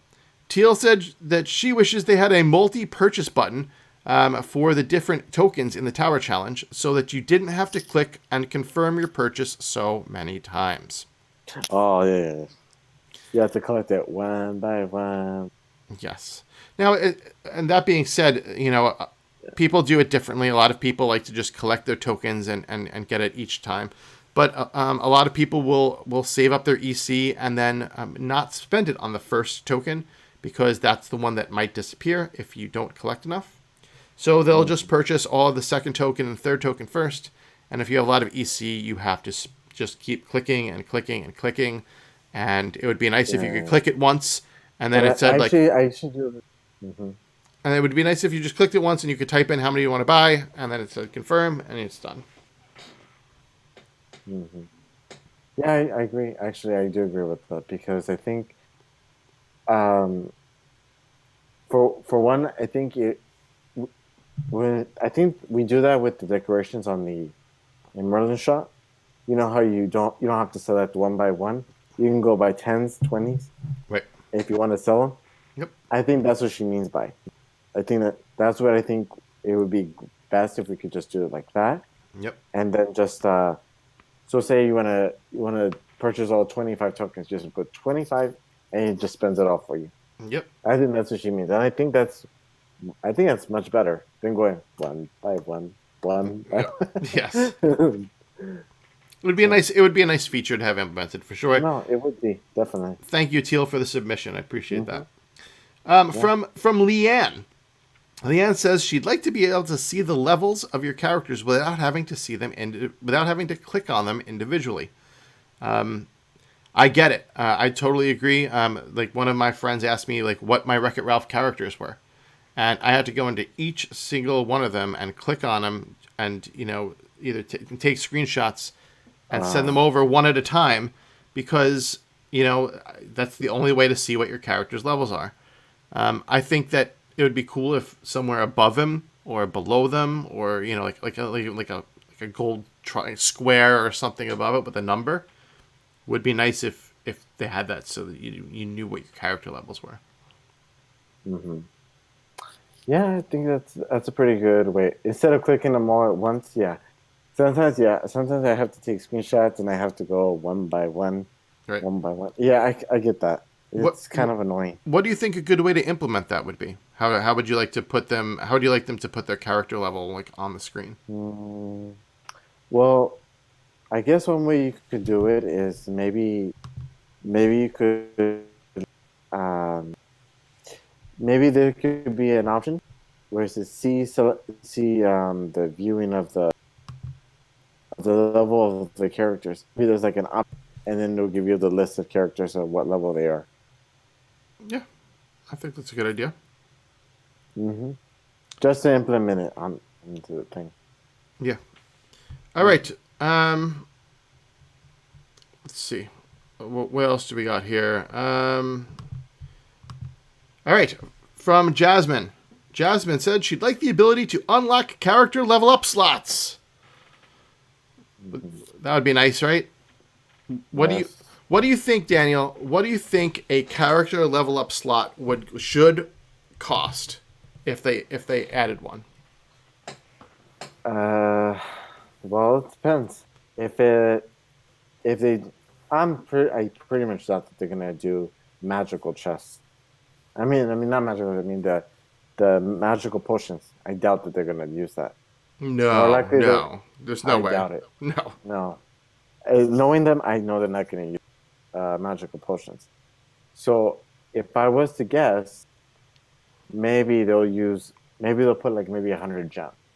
100 I'm just guessing. That's just a ballpark right there. Or maybe 60. Maybe to, to 60. to unlock a slot so that you could level up another character.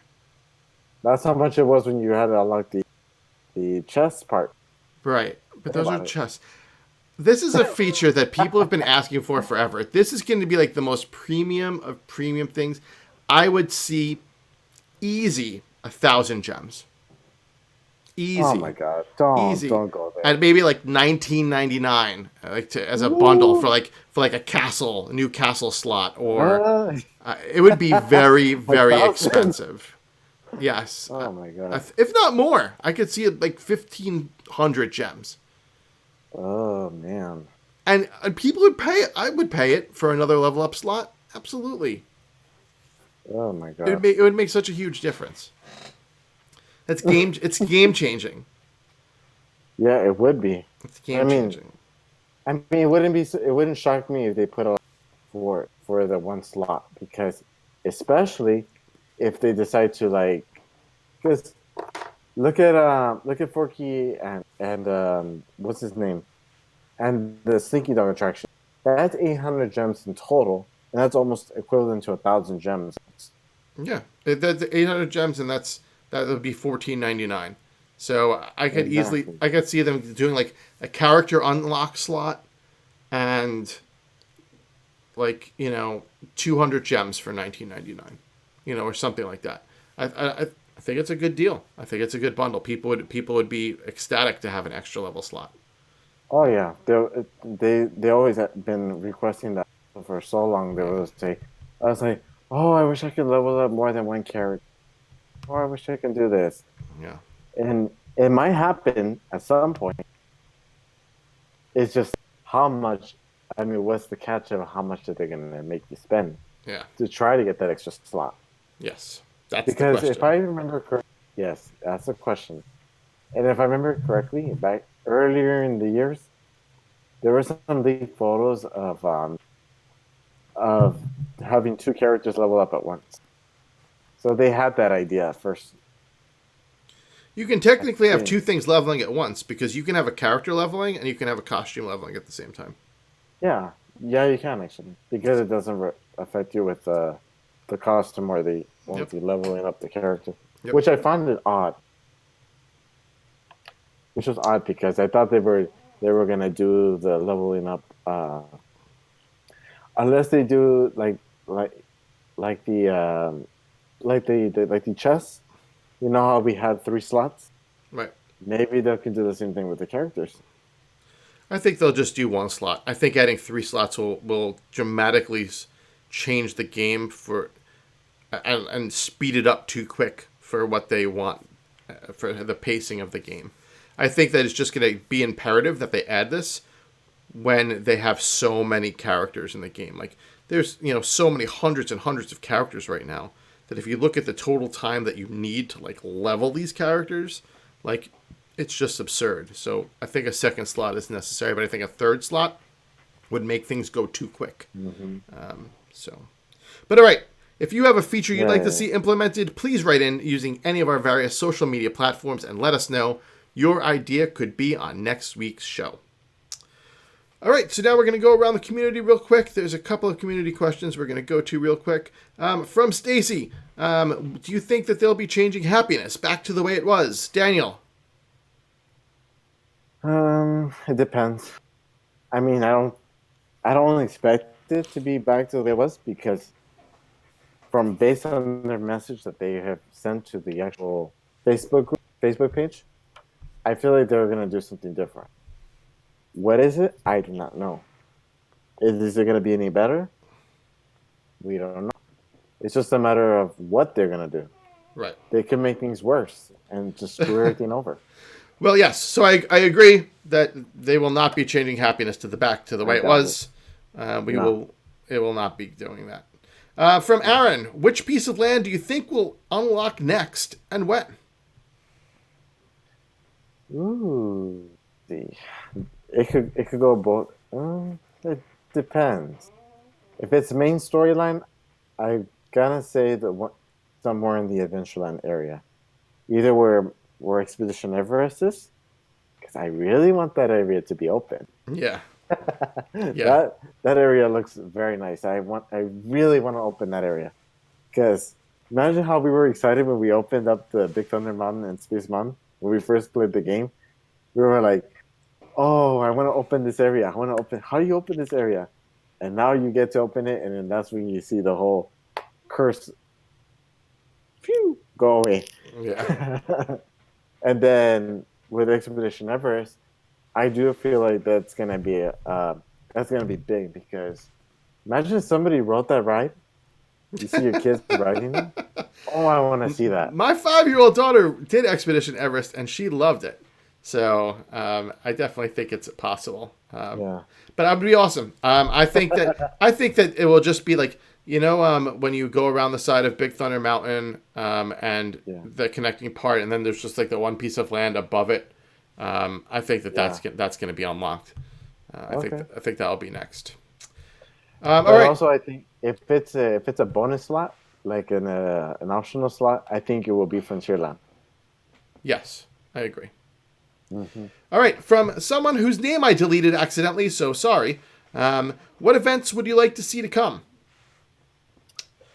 What events? There's so many of them. There were so many on the top of my head. Give me your top 3. Just off the top of your head, off the cuff. Hercules. What else?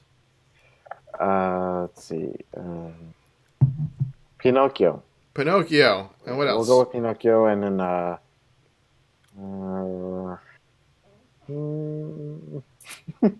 don't know the third one. Let me see. I'm trying to think. Hold on. Maybe I say maybe Pocahontas. Mm-hmm. Okay, Pocahontas. Good. So for me, everyone knew Moana was my big number 1. Now that's out of the way. Inside Out is my number 1 that I'd love to see come to the kingdom. I think that would be fun. Pinocchio is probably my number 2, and for number 3, that's a tough one. I think that Hercules might be my number 3. I think that would be really fun to see come to the kingdom. Those are fun characters. Fun fact: Disney Girl is going to be doing a prediction video on Brave. Oh, Brave would be great. Yeah, she mentioned in her live stream today. She was saying that she was going to do a prediction video that Brave might be the next main event. But that depends on what DMK I mean, I can see why she says brave because of the princess comfy costumes. Because we're still missing. Who are we missing? We're still missing Meridas. We're still missing Pocahontas. We're still missing Aurora, Snow White. Snow White, and Rapunzel. Yeah. We're missing quite a bit actually. But the thing is, it's a matter of how they're going to be brought in. Especially Rapunzel and Aurora are the two ones I'm kind of curious how they're going to bring those in, considering that they were main storyline characters. All right. Well, thank you for the question. Someone whose name I deleted. And then from Allison. Allison says, how do you keep enough refresh tokens to keep sending the characters to challenge the tower without spending money on magical chests? So my advice to you is to think about how you want to play the game with your refresh tokens. For example, if you feel confident that you can get... And what are your goals? Do you want to get the stands? Are you looking to get the horn stand? Are you just trying to get enough EC? For Rajah. If you're trying to, get the horn stand, then you kind of go all out. And you don't really save. But if you're just trying to get, the rewards, you don't really need to use EC in Chapter 1. If you're pretty well set. I'm sorry, you don't have to use refreshers. I didn't use any. Maybe I used like one or two here or there. But, save them for Chapter 2. And then in Chapter 2, you're going to need some to get that, the stand at the end, the 3 cheese stand. So use them there, but, pace yourself. Always watch get whatever you can to get the free refreshers. Get your daily free refresher.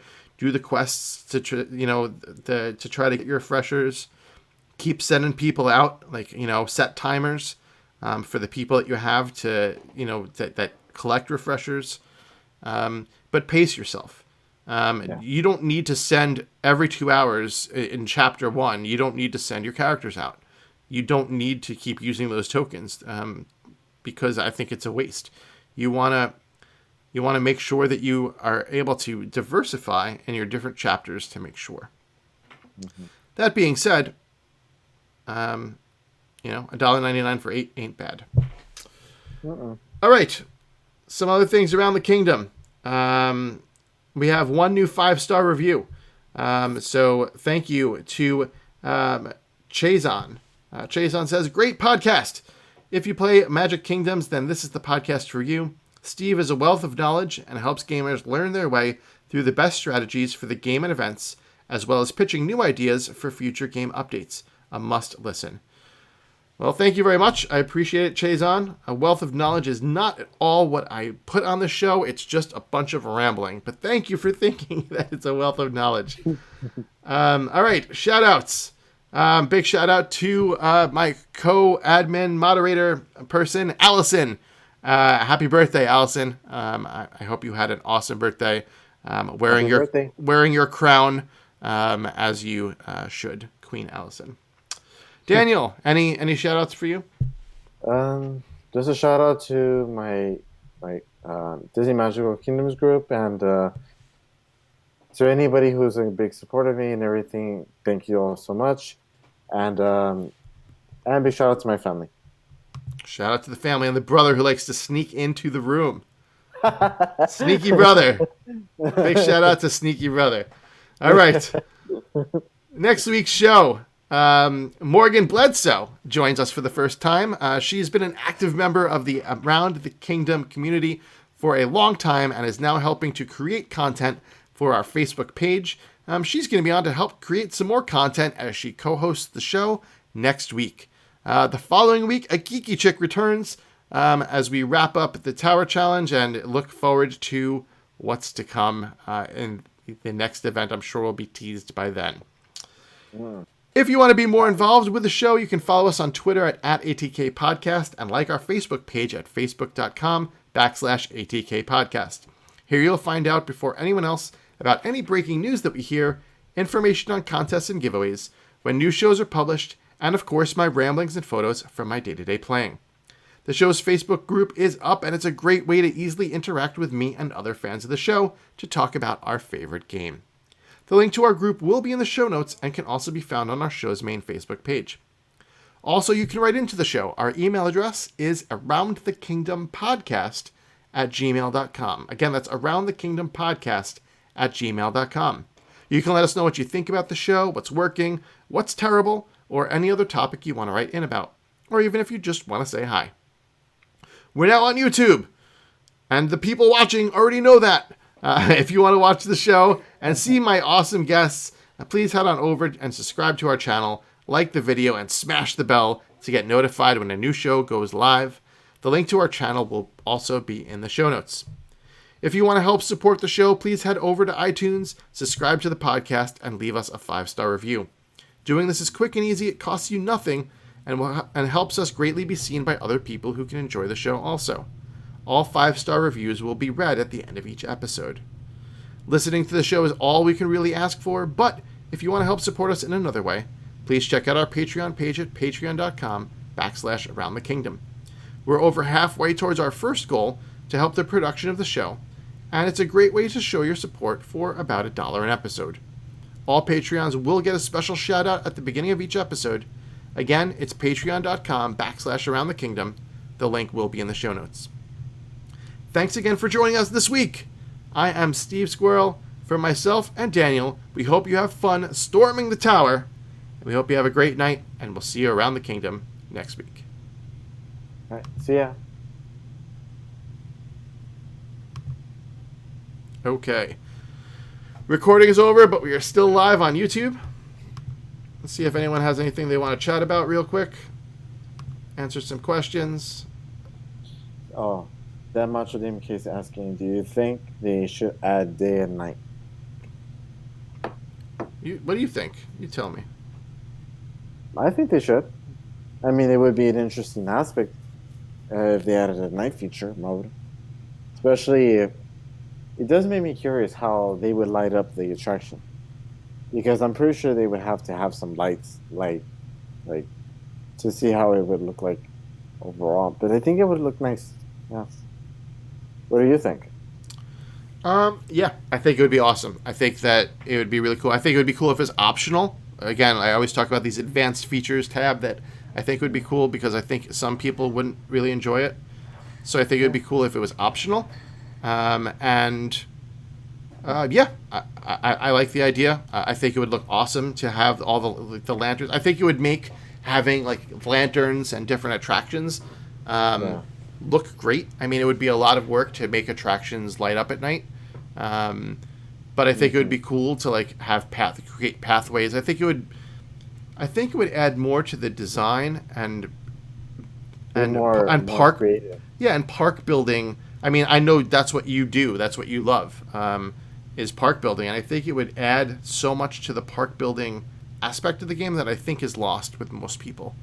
I don't think that most people care about the park building. Right. They start out maybe that way, but then once you start having too much stuff, you just kind of cram shit together, to be honest. You just wanted to get rid of stuff, and then you're like, oh, I have so much stuff, I want to put things away.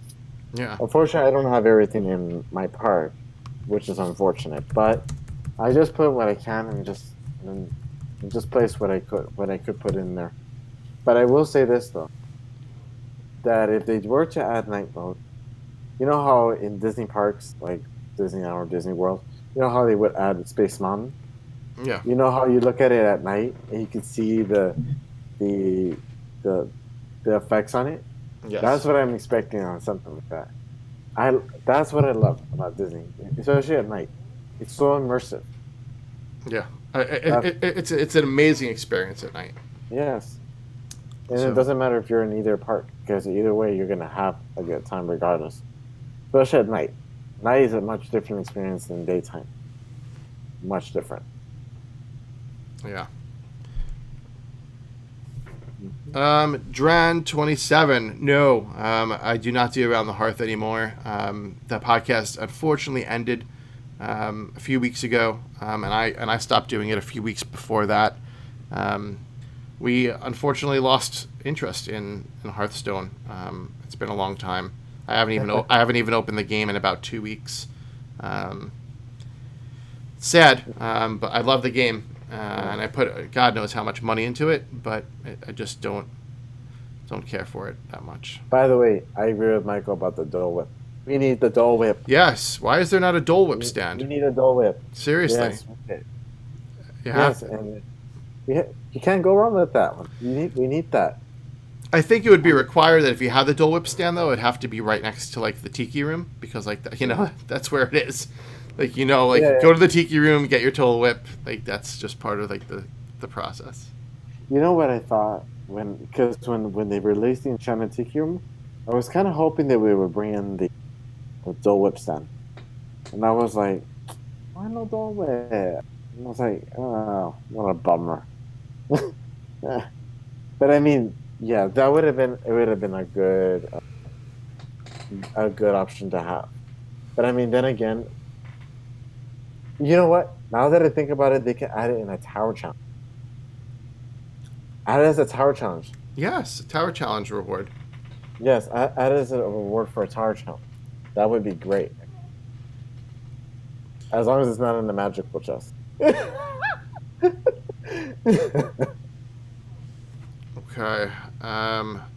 Dan Macho says they should add rotations to get more details to see everything.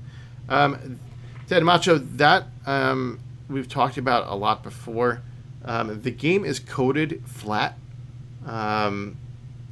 It's not coded in three-dimensional objects. So doing that would make the game largely bigger file size than it is, and it would affect performance. So basically, it's not going to happen. I think it would be an awesome feature. We've had that as a feature report before, but it's just not going to happen. Mentioning about the RAM and all that stuff, they've also mentioned that supposedly when you do the you know how people are complaining saying that we don't have no more land, or lacking land and everything, and they said the reason behind that is because of RAM. Yeah, they're talking about having to optimize performance if they had too much land out. Like I definitely have seen when they say supposedly that it will slow older devices because of the lack of RAM. When you have a lot of stuff out and you have all your characters like kind of wandering around, your game slows down. I've definitely noticed it. No, I absolutely agree. So, but that's also a consideration they have to make for adding more characters. Mm-hmm. But I don't know. Yeah, but I mean, yeah, I do agree with that situation because we're running out of space. We do need the land, and I get that DMK wants to support the older devices and everything, but at the same time, we can't always be waiting for the older devices, unfortunately, because if you keep on supporting the older devices, we'll always keep getting stuck with lack of land. Sadly. Yeah. And I just wish they would put more land in so we can put more things, which I look forward to because I really want that space, especially if they're going to be adding more content later on. Yeah. We need space. But all right, listen, it is 11 p.m. Eastern. I'm exhausted. I have work in the morning. Thank you so much, everyone, for joining us today for this event. It was really cool to have this prepared and go live. Looking forward to having Daniel on again sometime soon. And Daniel, thanks so much again for being an awesome co-host. You're welcome. All right, guys. Have a good night. Night, guys.